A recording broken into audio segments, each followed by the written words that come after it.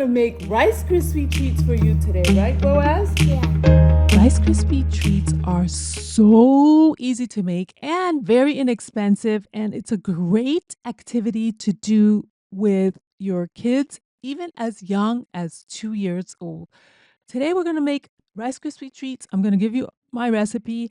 And the best part about my recipe is I really don't measure anything. I eyeball everything. But if you actually want the real recipes with the cups and the numbers and the this and the that, you can actually find it on the box. Let's get into this recipe right now. Okay, first you start with butter. You can add a stick of butter. I just use what is maybe a half a cup of butter, and the butter should melt completely. Then we're going to add some vanilla extract to give flavor to the mix. It's optional, but it makes it a lot better. Make sure the butter and the vanilla are blended, and then we're going to add the marshmallows.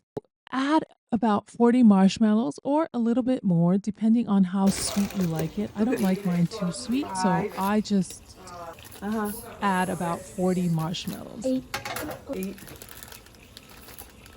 9, 10. You can't go wrong with how many marshmallows you add. If you like it really sweet, add more than 40. If you don't like it sweet, don't add 40. Now you're going to stir the marshmallow with the melted butter until the marshmallows and butter are all melted together and becomes a really smooth and creamy consistency. It will take you about maybe 5 to 10 minutes maximum. You don't want your mixture to burn, although some people do like it a little bit toasted, so that's an option. So I've seen recipes where they get the butter really brown for flavor, but I don't like mine like that. Open this like this. Next, you're going to add the Rice Krispie cereal.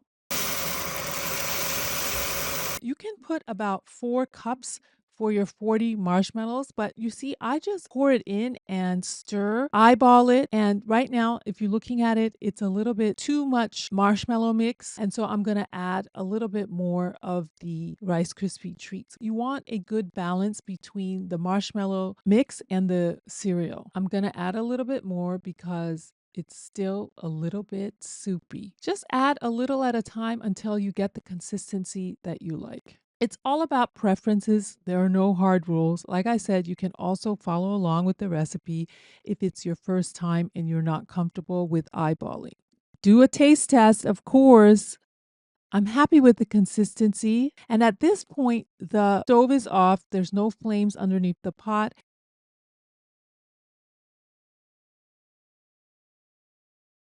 Now it's time to pour the mixture into your lined pan. That's a lot. That's a lot of Cheerios. Now, before this, you want to line a baking pan.